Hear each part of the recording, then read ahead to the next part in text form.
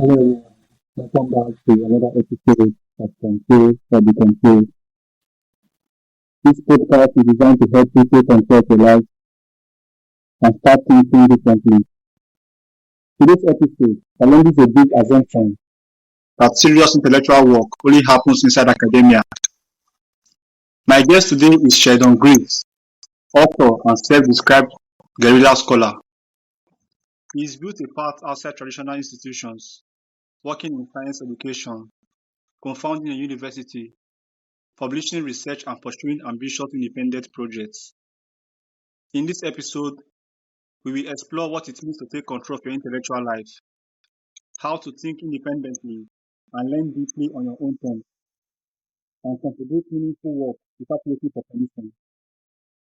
If you have ever felt limited by traditional paths, this episode will expand what you believe is possible. Before we get into it with Sheldon, let's get a brief introduction from our guest today.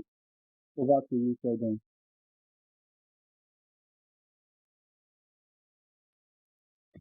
Hello, I'm sorry, Darlington. I'm having a little trouble hearing you. Can you hear me now? Much better. Yes. Okay. So I said, let's start with a brief introduction from you.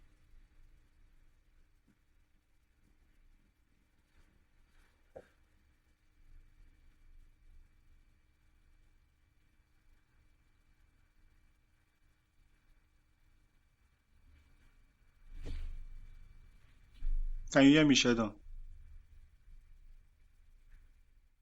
There you are. Yes. Okay. I said, let's begin with a brief introduction from you, Sheldon. Okay. Yeah, my name is Sheldon Greaves. I live in the Pacific Northwest in the United States, in the state of Oregon, a small town called Albany. I have a PhD from the University of California at Berkeley in ancient Near Eastern studies. My primary area of emphasis was the Hebrew Bible. But when I got to the end of graduate school, I kind of found that academia wasn't really where I wanted to be, which was kind of a hard thing because with a degree like mine, academia is pretty much the only game in town. But I decided a couple of things. First of all, I didn't want to specialize because that just makes you stunted. And second, in the course of my studies, I had to take a number of financial leaves of absence. And while I wasn't in school, I still had to keep up on my studies. So I had to learn how to get creative intellectually and learn how to cut my own path. And those tools helped me to basically move away from academia and do some other things that, quite frankly, were a lot more interesting. And so I decided to write a book about what I learned and how I learned it, and how other people can basically take control of their own education, their own intellectual life, and essentially cut their own path and do things that they maybe wouldn't have thought themselves capable of doing. Oh, thank you very much, Sheldon. So let's get into it. Mm-hmm. What made you realize that the traditional academic path wasn't the only way to live a serious intellectual life? And what did you choose instead? Mm-hmm. Part of it was just that actually my wife and I were both working on doctoral programs at the time. She was working on a degree on a doctorate in classics at Stanford, and we were in the San Francisco Bay Area in the late 80s and early 90s, which is right when the computer revolution was taking off. And there was just an amazing amount of really interesting stuff happening. We were right in the middle of a revolution, and it wasn't one of those things where you look back and go, that was a revolution I was in the middle of. No, you knew right then that everything was changing and the world was never going to be the same. And somehow it just seemed like a wasted opportunity not to broaden my perspective, my thinking, and look for other ways of exercising my mind. Now, another thing that happened that was kind of pivotal was that on one dark night in, I think it was around 1991 or so, I got mugged in East Palo Alto, which was a really bad part of town. And I wasn't badly hurt, but I was kind of mentally shaken. And I thought to myself, I don't ever want to be out of control of my safety like that ever again. So I started looking around for a place to learn martial arts after I graduated. And I eventually ended up at this school called the International Institute for Professional Executive Protection. And it was basically a school for training high threat level bodyguards. And they were teaching people this martial art that was brand new, at least in the United States, called Muay Thai. And I started studying there and learning there. And to make a long story very short, the guy who was running the place took me aside one day and said, I have this school here, but I'd like to make it into something bigger, something more expansive. And I want it to be a full-fledged university, not just a little school for, issuing certificates or whatever. I wanted to have bachelor's and master's and doctoral programs and all that. He says, but I need people with advanced degrees to help me. And you've got an advanced degree from Berkeley. How would you like to co-found a university with me? And I was kind of blown away by that, obviously. But I told him, I says, look, that sounds wonderful. I would love to do that. But I don't know anything about intelligence or counterterrorism or all this stuff that you want to teach. And his answer was interesting. He said, I know that you have learned how to go outside your area of expertise. And I also know that you keep showing up to the gym and training hard and doing what I'm supposed, what you're supposed to do. And we're gradually getting you in touch with your inner badass, and I think you can do this. And so I said, okay, I'll give it a shot. And we did it. I mean, we actually managed to found what became Henley Putnam University. I think we went live in 2003. And then a few years later, that university merged with National American University, but the school itself still exists. And I had the opportunity to learn an amazing amount of stuff from some really interesting people about things that I would never have had the opportunity to learn about or enjoy if I had stayed in academia. So that was kind of a lesson for me that sometimes things can happen to you, and if you have the tools, you can pivot and actually take advantage of bad things that happen and turn them into good things. Thank you, Sheldon. A lot of people assume credibility comes from institutions. Can someone outside academia really produce work that matters, and what separates those who can from those who can't?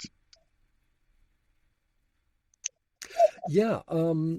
In fact, most of the really interesting thinking that's going on right now, and actually has been going on for some time, has been coming from people who are not part of institutional academia. In the 20th century, for instance, late 20th century, there was Buckminster Fuller, an engineer who basically invented the field of systems theory. There was the historian Barbara Tuchman, who published a number of outstanding histories about a number of different things: 14th century Europe, 20th century Palestine, about the origins of the First World War, about the fallout and the aftermath of the American Revolution. If she had been in academia, there's no way they would have allowed her to cover such a broad range of topics. They would have said, stick with 14th century Europe or 20th century Palestine, and that's it. You don't get to go out of your lane. These two people were not people. They were not people who had university affiliation. Betty Friedan was a housewife who effectively created the basis for the modern feminist movement with a book called The Feminine Mystique. And a guy named Eric Hoffer wrote a book that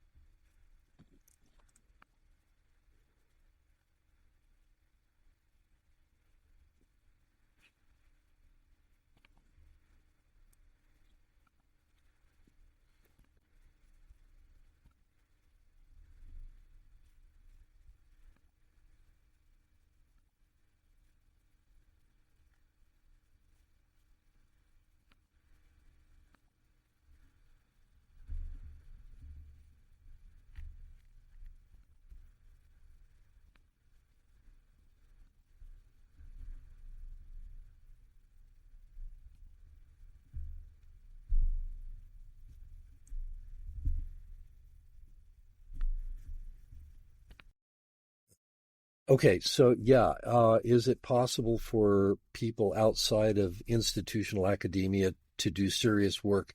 Absolutely. In fact, you could point right away, for instance, to all the stuff that's happening with artificial intelligence. That is not happening in academia. That's happening outside of academia. As far as individuals are concerned, you've got people like, what's his name, Taleb, who is writing about black swan events and anti-fragility. He is not affiliated with the university as far as I know. There is Neil deGrasse Tyson, who is doing a tremendous amount to raise awareness of science issues. I do not believe that he has any kind of university appointment. If you go back further, we had the engineering genius of Buckminster Fuller, who basically invented systems theory. The historian Barbara Tuchman, who wrote a number of marvelous histories on a wide range of subjects that she would never have been able to cover if she had been in academia. One of my favorites is a guy named Eric Hoffer, who wrote an absolutely groundbreaking study on the nature of mass movements called The True Believer, and this was back in 1958. That book is still required reading if you are doing political science. Eric Hoffer was a dock worker in San Francisco, but he was a voracious reader. He was self-educated, and he just had a real gift for taking ideas and articulating them in ways that people hadn't seen before. So yeah, it's definitely possible. One of the reasons why today is because there's information out there that is just, huge amounts of information that most people don't even know exists. And while there's also a lot of disinformation out there, and I have an entire chapter in my book dedicated to filtering that out, there are also some great resources for anyone who is willing to dig a little deeper and to get creative. And sometimes it actually means, even stepping away from the internet and going to more traditional things that you're likely to find in your local public library. Most libraries have resources that go way beyond what the average patron thinks is going to be there. Um, if you want to have some fun, go talk to the reference librarian at your local public library, and say, tell me 5 resources that most people don't know exist, and you'll probably be lucky if you can get the person to stop at 10 or 11, because there's just so many things that are there, and most of them are free. So, the resources are there. That's the thing. The hard part for most people is that we don't have the same amount of leisure that we have had in the past. And if there was one stumbling block, that's probably the biggest, is that our time is being just consumed with everybody clamoring for our attention. Whether it's social media or marketing everywhere you look. And that's an important thing too, is learning to cultivate what I like to call a zone of silence, where you can actually, be at home with your own thoughts. Thank you very much, Sheldon. Sheldon, I think my audience would like to know, from your perspective, do you think that modern education is failing? I'm sorry, could you say that again, please? From your perspective, do you think that modern education is failing? I think it's in trouble. Yeah. And I think there are 2 reasons for that. The first reason is that we have pretty much abandoned the idea that education is about developing the person, helping you figure out what kind of a person you want to be. Instead, it's pretty much all about your career, what you're going to do, what you're going to do when you go into the job market. Now, there's a couple of things wrong with this. The first is, if you talk about someone preparing for the job market, they go and they major in something. Well, the truth is, in the job market today, most people go through their working lives and they'll have 3 or even 4 different careers. So if you're going to college to prepare for a career, well, which career is that? Chances are you only know what one of them is going to be, and you might not even find a job in your chosen field. That happens a lot too. So where does that leave you? It leaves you kind of in a rough place. The other thing is, there used to be this wonderful phrase that you heard in association with going to college, and that phrase was preparation for life. And it wasn't just about what you were going to do to make a living. It was about what's your personal philosophy? What kind of impact do you want to have on the world? What kind of person do you want to be? And for the most part, a lot of that was communicated through the humanities. And the humanities are kind of in retreat right now. A lot of humanities departments are being closed entirely. The approach to humanities has gotten kind of weird, where it's now all about why these works that really were amazingly great, maybe aren't so great, or they communicate something that is toxic or whatever. And a lot of that is stuff that's just been read back into them from the outside. The other problem, when you get below the university level, is that we don't value teaching the way we should. I've spent some time the last couple of years as a substitute and an educational assistant at the local school districts. And I see these teachers who are just incredibly dedicated and very competent and just ready to do whatever it takes to teach their kids, but they're being just overwhelmed with busy work. Their funding is getting cut. They're constantly having to justify what they do. And in the political sphere, they keep getting blamed for all of society's ills when, I mean, gosh, we now know that at least here in the United States, we have proof that our teachers are literally willing to take a bullet for their kids. So that's that is an issue, and it needs to stop. Okay, Sheldon. In my research about you, I saw something about guerrilla scholarship. I don't know if you have mentioned that here. So my audience would like to know what guerrilla scholarship is all about. Okay. Guerrilla scholarship is basically about taking control of your own intellectual and educational life.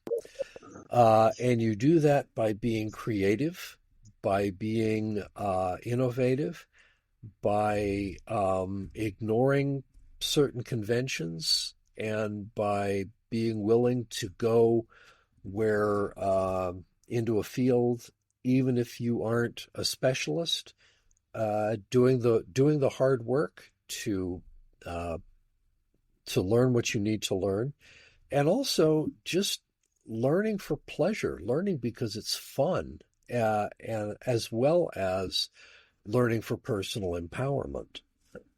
And the truth is, you don't need to go to college in order to do that. You can do that in college if you are willing to, pony up a huge amount of money, and if you use your time well. But you don't have to. You can do it. You can do it on your own, or with as I like to say, in the company of friends, which is even better. You can form your own learning communities. You can form your own institutions even for learning, and not only make your life more interesting, but you can enhance the life of your community and the lives of those around you.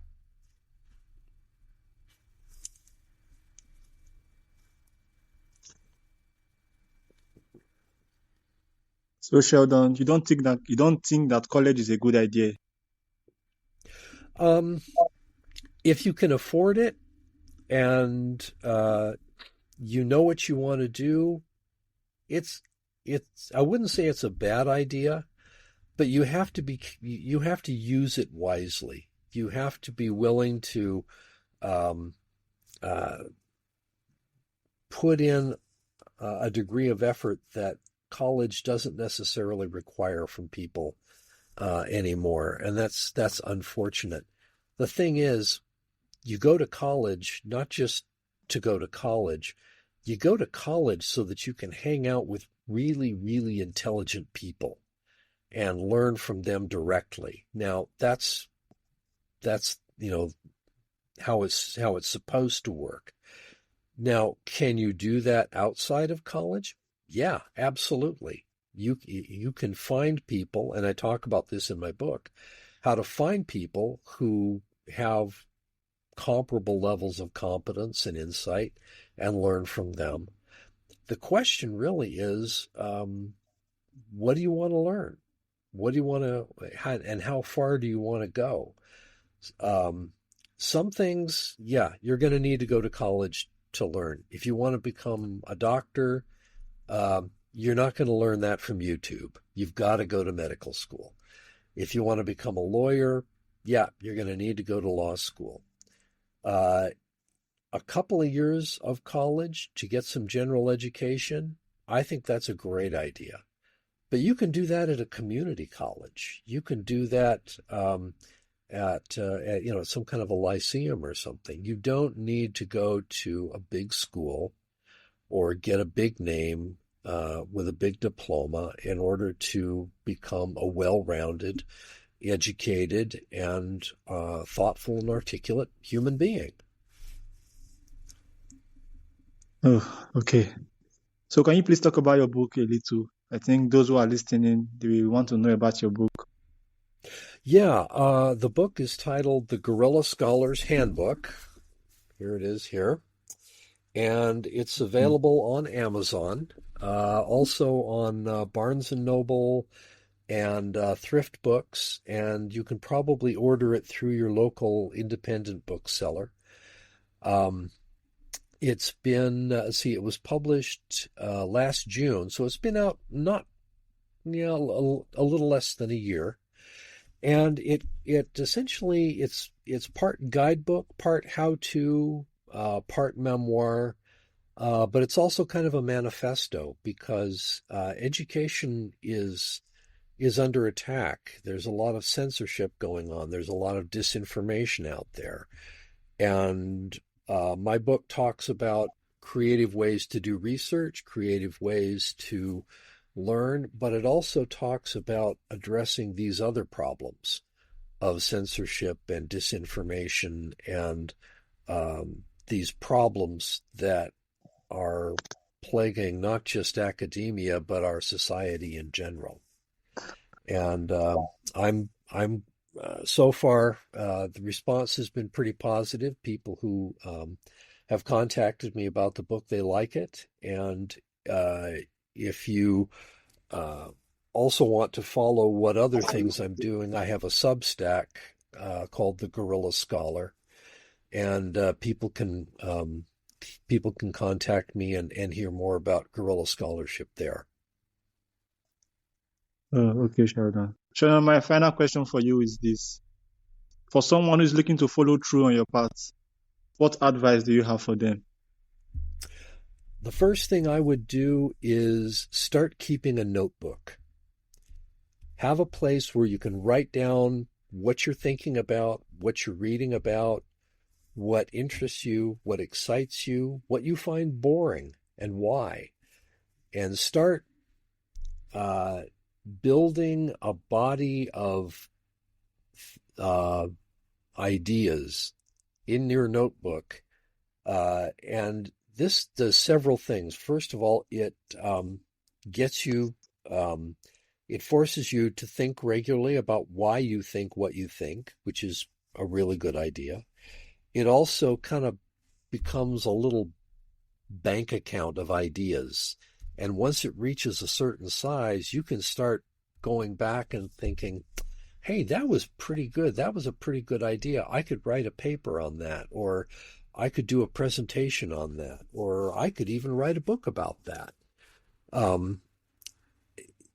There have been entire intellectual careers based on exploring, just one potent idea. So start putting down ideas, putting down your thoughts. It'll be ugly at first. Don't worry about it. Just keep writing. Don't stop. The second thing is start accumulating connections with people who inspire you, people who know things that you want to learn. Build a network, a community of fellow learners. I like to tell people that if you're the smartest person in the room, you're in the wrong room. Go find a room where you're not the smartest person and pay attention.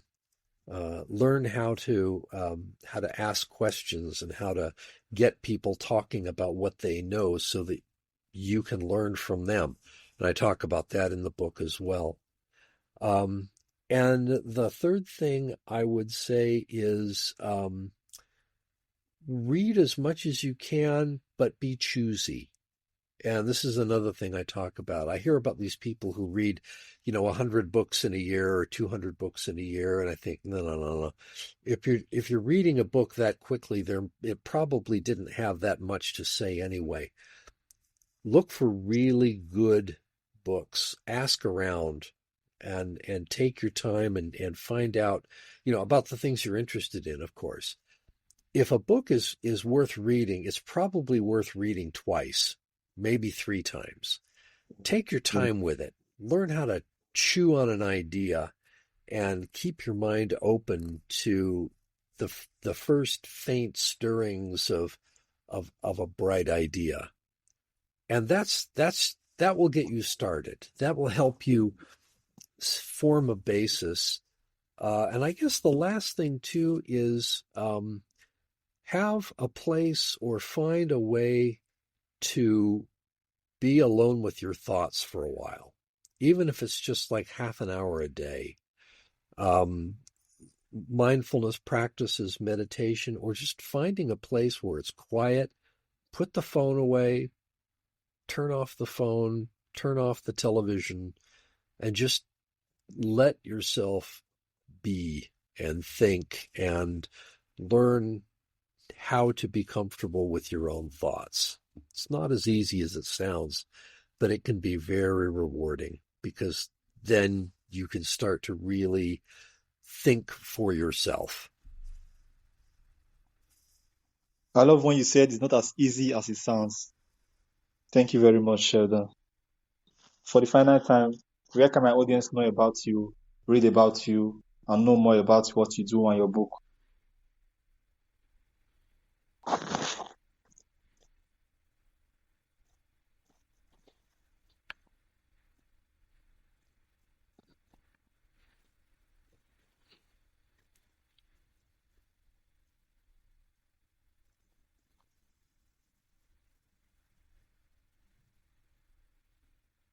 Hi, Sheldon. Okay.